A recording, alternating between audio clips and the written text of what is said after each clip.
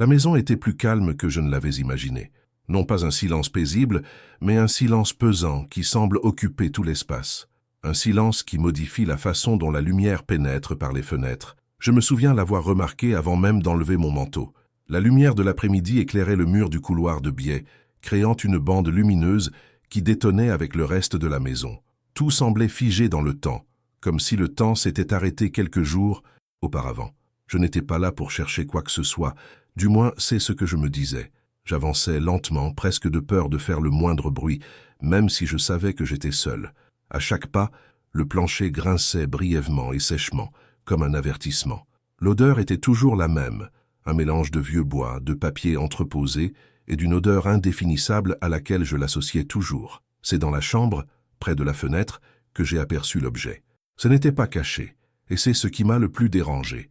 Sur la petite commode, entre deux vieux livres dont je ne me souvenais pas, se trouvait un objet qui détonnait, simple, discret, presque banal. Pourtant, mon regard s'y est immédiatement porté, comme si une intuition me disait de ne pas l'ignorer. Je suis resté là quelques secondes, à regarder. Mon cœur s'est emballé sans raison apparente. Je connaissais cet objet. Ou plutôt, je connaissais l'idée qu'il sous-tendait. J'étais absolument certain de ne jamais l'avoir vu là auparavant.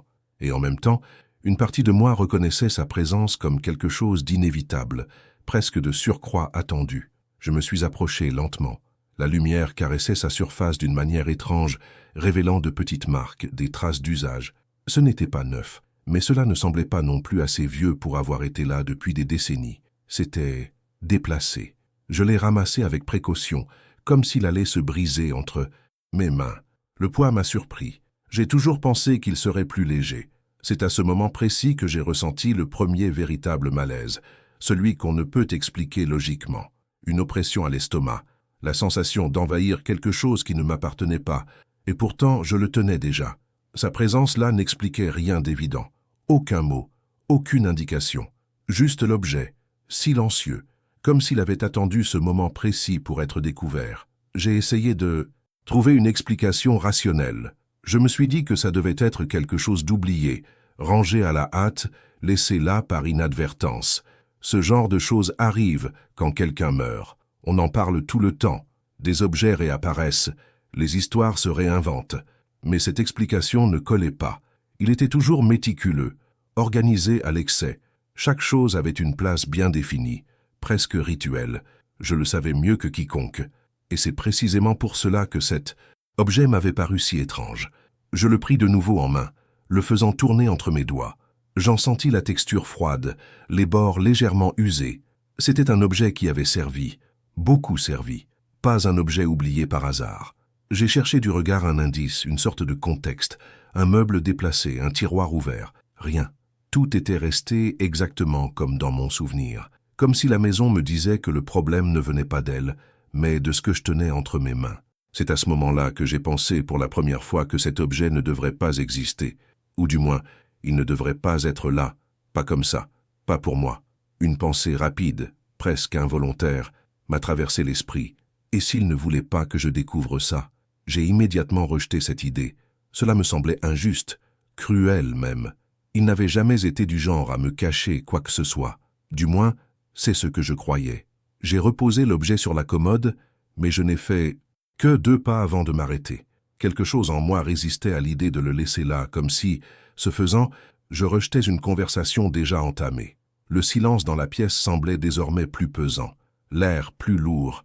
J'y suis retourné et je l'ai récupéré. Je ne savais pas encore ce que cela signifiait. Je ne savais pas ce qui pouvait changer. Mais à ce moment-là, j'ai compris quelque chose avec une clarté troublante. Cet objet n'était pas là par hasard. Et à partir de ce moment-là, plus rien de ce dont je me souvenais à son sujet ne me semblait tout à fait certain. J'ai refermé la porte de ma chambre derrière moi, comme pour étouffer une pensée. Je ne l'ai pas claquée. Je me suis simplement appuyé contre elle, lentement, jusqu'à entendre le clic discret de la serrure. Le son résonna plus fort qu'il n'aurait dû dans cet étroit couloir, comme si toute la maison l'entendait. J'avais besoin de respirer. Il me fallait apporter de la logique, là où il n'y avait que de l'intuition. J'ai emporté l'objet au salon et l'ai posé sur la table au centre, précisément là où la lumière ne pénétrait pas complètement. Je l'ai fait exprès. Je ne voulais pas qu'il paraisse important. Je ne voulais pas qu'il prenne plus de place qu'il n'en occupait déjà en moi. Je me suis assise en face de lui, les mains posées sur mes cuisses, et suis restée là quelques minutes sans le toucher. J'observais le silence, le bruit lointain d'une voiture qui passait dans la rue, le léger craquement du bois qui s'habituait à la fin de l'après-midi. Tout est normal, tout s'explique. Je me suis dit que le choc initial était exagéré, que l'épuisement, le chagrin, les jours accumulés de décisions pratiques avaient créé un terrain fertile pour les malentendus. Des objets apparaissent après un décès. C'est toujours le cas. C'est presque une règle tacite. J'ai repris l'objet, cette fois avec plus de fermeté. J'ai analysé chaque détail avec une attention excessive, comme si je pouvais en tirer une explication rationnelle. Les marques, l'usure, la façon dont il avait été rangé, ou plutôt dont il n'avait pas été rangé. C'est à ce moment-là que quelque chose a commencé à paraître déplacé. Il y avait un détail presque imperceptible, un petit signe que je ne connaissais que trop bien, une de ses habitudes, quelque chose qu'il faisait toujours, sans exception, pour distinguer ce qui était temporaire de ce qui était permanent. Un geste minimal, mais constant au fil des ans. Et ce détail était bien là. J'ai eu un nœud à l'estomac. Cela signifiait que l'objet n'était pas ancien. Il ne s'agissait pas d'un souvenir oublié. Il avait été utilisé récemment, préparé, placé, et, plus troublant encore, il avait été laissé là intentionnellement. J'ai secoué la tête, tentant de repousser cette conclusion. J'ai cherché d'autres explications. Peut-être que quelqu'un avait trafiqué les choses par la suite. Un parent éloigné, une connaissance, quelqu'un de bien intentionné, mais sans du contexte. Mais l'idée n'a pas tenu le coup. Personne d'autre que moi ne connaissait cette habitude. Personne n'aurait pu interpréter ce détail comme je le faisais à présent. Et lui, il n'aurait jamais permis à personne de toucher à ce genre de choses sans surveillance. Je me suis levé et j'ai commencé à arpenter la pièce, faisant les 100 pas. Chaque pas semblait accélérer des pensées que j'aurais préféré ralentir. Des conversations anciennes, des phrases interrompues, des silences trop longs pour être simplement dus à la fatigue, me sont revenus en mémoire. Combien de fois avais-je eu le sentiment que quelque chose n'avait pas été dit? À l'époque, j'appelais ça du respect, de la délicatesse. Il n'aimait pas les confrontations, me disais-je. Il préférait tout régler en privé. Ça a toujours été comme ça, du moins, c'est ce que je croyais. Je suis retourné à la table et j'ai approché l'objet de mon visage, presque comme si je voulais entendre quelque chose. Il n'y avait rien. Aucun son, aucun indice évident. Seulement cette présence silencieuse et insistante qui semblait observer plus qu'être observée. C'est alors qu'un vieux souvenir a refait surface, sans y être invité. Un après-midi en particulier. Une remarque vague, presque sur le ton de la plaisanterie. J'avais ri. J'avais changé de sujet. Sur le moment, cela ne m'avait pas paru assez important pour m'en souvenir. Pourtant, à présent, cette phrase prenait un poids inattendu, comme si elle avait été placée là, uniquement pour être reprise des années plus tard. J'ai ressenti un malaise physique, une chaleur soudaine dans la poitrine, suivie d'une sensation de froid dans les mains. Et si je m'étais trompé sur toute la ligne depuis tout ce temps, l'idée me paraissait absurde, presque insultante. Nous avions bâti notre vie sur la confiance, sur de petits gestes, sur des certitudes tacites. Il était insensé de remettre tout cela en question maintenant, après tout ce qui s'était passé. Pourtant, l'objet restait là, défiant tous les arguments que j'essayais de présenter. J'ai jeté un dernier coup d'œil autour de moi, comme si la maison pouvait confirmer ma version des faits. Les murs, les meubles, les ombres projetées par le crépuscule, tout était conforme à mes souvenirs. Tout, sauf ça. C'est à ce moment précis que j'ai compris quelque chose d'essentiel, même si je ne voulais pas l'accepter. Le problème ne venait pas de l'objet lui-même. C'est ce qu'il contredisait. Cela contredisait frontalement tout ce que je croyais savoir. Et plus j'essayais de l'intégrer à mon récit habituel, plus il devenait évident que quelque chose devait céder, soit l'histoire que je me racontais, soit la vérité que cet objet s'obstinait à porter. Je l'ai repoussé à nouveau, le déplaçant de quelques centimètres sur la table, comme si cette distance pouvait me permettre de reprendre un certain contrôle. Mais il était trop tard. Une question commença à se former, lentement et douloureusement, prenant une place immense en moi. Une question que je n'avais pas encore le courage de formuler pleinement. Car si ce détail était là pour une raison, alors peut-être que rien n'avait été aussi simple que je l'avais toujours cru. Là, immobile, mais maintenant tout semblait différent. Non pas parce que j'avais changé, mais parce que je n'étais plus le même. Je me suis rassis, plus près cette fois. Impossible de feindre la neutralité plus longtemps. Je l'ai ramassé avec précaution, presque coupable, comme si je touchais quelque chose qui ne m'appartenait pas. C'est alors que j'en ai ressenti le véritable poids, non pas dans mes mains, mais dans ma mémoire. Quelque chose a bougé en moi, comme un vieux mur qui commence à se fissurer, sans un bruit. La fissure n'est pas apparue soudainement, elle était déjà là. C'est apparu sous la forme d'un souvenir oublié, une scène banale, enfouie dans un recoin insignifiant du passé, une journée ordinaire, une phrase qu'il a prononcée, apparemment sans importance. Je me souviens de son ton, de son regard qui ne me suivait pas pendant qu'il parlait. Sur le moment, j'ai cru à une distraction. Maintenant, cela me paraît être un oubli. Mon souffle s'est raccourci. J'ai commencé à relier des points qui n'auraient jamais dû l'être, de petits retards, de subtiles sautes d'humeur, des moments où il semblait trop présent ou trop absent. Tout était là, éparpillé au fil des années, mais je n'avais jamais fait le lien, parce que je ne le voulais pas. Le fossé s'est creusé lorsque j'ai réalisé quelque chose d'encore plus douloureux. J'avais contribué à maintenir cette version confortable de la réalité. J'ai toujours préféré le silence aux questions difficiles. J'ai toujours choisi de me fier à l'image que je devais préserver. L'objet, cependant, n'a pas respecté cet accord. Je l'observais une fois de plus et remarquais quelque chose qui m'avait échappé jusque-là. Un détail infime, presque imperceptible, qui ne prenait tout son sens qu'en le relayant à un souvenir très précis.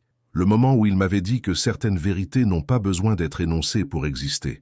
À l'époque, j'avais trouvé ça poétique. Là, ça ressemblait à un avertissement. J'ai ressenti une oppression à la poitrine. Ce n'était pas de la colère, pas encore. C'était plutôt de la honte. La honte de réaliser que je n'avais peut-être compris que ce qui m'arrangeait. Je me suis levé brusquement, comme si mon corps avait agi avant ma pensée. Je me suis dirigé vers la fenêtre et l'est ouverte. L'air froid s'est engouffré, apportant avec lui les bruits lointains de la ville, des gens qui vivaient, qui riaient, qui ignoraient les secrets qui ne les concernaient pas. J'ai posé mes mains sur la rambarde et j'ai fermé les yeux. Pour la première fois, je me suis demandé qui il était vraiment lorsqu'il n'était pas avec moi. Non pas comme une accusation, mais comme une prise de conscience tardive. Personne n'est entier aux yeux d'autrui. L'objet demeurait derrière, moi silencieux et pourtant présent. Je le sentais, comme s'il occupait plus d'espace qu'il n'en fallait, comme s'il exigeait quelque chose que je n'étais pas encore sûr d'être prêt à donner. Du courage. Je me suis retourné lentement et lui ai fait face. La fissure était désormais trop flagrante pour être ignorée. Il ne s'agissait plus d'un doute abstrait ni d'un malaise passager. Quelque chose d'essentiel s'était déplacé. L'image que j'avais de lui commençait à se brouiller, comme une vieille photographie trop longtemps exposée à la lumière. Et parallèlement à cette image, quelque chose en moi a commencé à s'effondrer. Une question commença à se dessiner plus clairement qu'auparavant. Elle n'était plus vague, elle n'était plus timide. Elle était directe, presque cruelle et donc dangereuse. Si cet objet existait, qu'est-ce que je n'avais jamais vu d'autre auparavant? J'ai dégluti difficilement, car à ce moment-là, j'ai compris que le passé ne se contentait pas de demander à être revisité. Il exigeait une nouvelle interprétation, et je ne savais toujours pas si j'aurais la force d'aller jusqu'au bout. Je savais qu'il y avait une limite, un point invisible au-delà duquel plus rien ne serait jamais comme avant. Longtemps, je suis resté là, feignant d'avoir encore le choix. Mais l'objet, là, silencieux et insistant, avait déjà décidé pour moi. La vérité, si probable, ne s'est pas révélée comme un choc. Elle s'est manifestée par une profonde lassitude. Une lassitude qui ne vient pas du corps, mais des années passées à entretenir des versions incomplètes de la réalité. Je me suis rassis, plus lentement cette fois, comme si chaque mouvement nécessitait une autorisation. J'ai pris l'objet une dernière fois avant de me décider. Je ne tremblais plus. La peur s'était muée en quelque chose de plus dense, de plus lourd, la responsabilité. J'ai alors compris que la question n'était plus de savoir si je voulais en savoir plus. La vraie question était tout autre, bien, plus cruelle. Serais-je capable de continuer à aimer son souvenir après cela? La vérité possible ne promettait ni justice ni soulagement, seulement de la cohérence. J'ai revécu mentalement des moments que j'avais toujours défendus avec ferveur, comme s'ils prouvaient quelque chose qui commençait à me paraître fragile.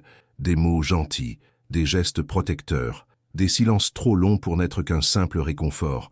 Tout cela pouvait coexister avec ce que je redoutais de découvrir. Cette idée m'effrayait, car cela signifie que personne n'est constitué d'une seule version. L'objet semblait porter en lui cette ambiguïté. Il ne criait pas, il n'accusait pas, il existait, tout simplement. Comme pour dire que la vérité se présente rarement comme une méchante ou une héroïne. Elle occupe simplement l'espace. Je me suis levé et suis allé dans la chambre. J'ai ouvert le tiroir où je rangeais les choses que je n'avais pas touchées depuis sa mort, des photos, des papiers sans valeur, de petits vestiges d'une vie partagée. J'ai posé l'objet là un instant et j'ai observé comment il se fondait dans le décor, comme s'il avait toujours été à sa place. C'est alors que j'ai compris, il ne s'agissait pas seulement de découvrir quelque chose de caché, il s'agissait d'accepter que j'avais choisi de ne pas voir. Cette prise de conscience fut plus douloureuse que n'importe quelle révélation, car elle déplaça la responsabilité. Elle me fit sortir de ma position confortable de victime de l'ignorance et me mit face à ma propre complicité émotionnelle. J'ai refermé le tiroir avec précaution. La décision a commencé à se dessiner sans un mot, non pas comme un acte de courage soudain, mais comme un épuisement dû à la procrastination. Je ne pouvais plus protéger son image au prix de ma propre intégrité. Je suis retourné dans la chambre. La nuit était plus dense, le silence plus épais. Tout semblait suspendu, comme si le temps attendait mon choix. J'ai touché l'objet une fois de plus. Dans ce simple geste, j'ai compris qu'à partir de cet instant, il n'y avait plus de retour en arrière possible. Même si je m'arrêtais là, même si je choisissais de ne pas aller jusqu'au bout, la vérité avait déjà commencé à exister en moi, et cela a suffi à tout changer. J'ai pris une grande inspiration, car la décision n'était plus de savoir ou de ne pas savoir. C'était un choix entre continuer à vivre en paix dans un doux mensonge ou apprendre à vivre avec une vérité imparfaite. Il n'y eut aucune révélation spectaculaire, aucune phrase finale capable d'organiser le chaos. Quand tout fut terminé, il ne restait qu'un silence d'un autre ordre, non plus celui que je dissimulais, mais un silence avec lequel j'apprenais à vivre. L'objet ne me paraissait plus le même, non pas parce que j'avais changé physiquement, mais parce que j'avais changé. Il avait cessé d'être une menace pour devenir un vestige. Un vestige. La preuve que la mémoire n'est jamais complète, seulement possible. Je l'ai rangé à l'abri des regards, non par peur mais par respect. Certaines vérités n'ont pas besoin d'être rappelées quotidiennement pour demeurer vraies. J'ai alors compris que l'image que j'avais de lui ne s'était pas brisée. Elle avait changé. Elle était devenue moins parfaite, plus humaine, et étrangement plus proche de moi. Il y avait des choses que je ne saurais jamais avec certitude, des questions restées sans réponse. Mais j'ai appris que l'absence de réponse est aussi une forme de réponse. Elle nous enseigne les limites de ce que nous pouvons supporter. L'amour que j'ai ressenti n'a pas disparu. Il a simplement perdu son innocence. Et cela m'a fait mal, mais ça ne l'a pas détruit. Ce soir-là, avant d'éteindre la lumière, j'ai pensé à tout ce que nous choisissons d'ignorer pour continuer d'avancer. J'ai pensé à tous ces souvenirs auxquels nous nous accrochons précieusement, même en sachant combien ils sont fragiles. L'objet demeura silencieux, comme toujours, moi aussi. Non pas parce que tout était résolu, mais parce que, pour la première fois, j'ai accepté que certaines vérités ne servent pas à panser les plaies. Elles nous apprennent seulement à les aborder avec moins de violence. Dans l'obscurité, j'ai compris que vivre, c'est apprendre à vivre avec ce qui reste. Et parfois, c'est tout. Et vous, que feriez-vous si un objet vous disait la vérité que personne n'a osé vous dire ?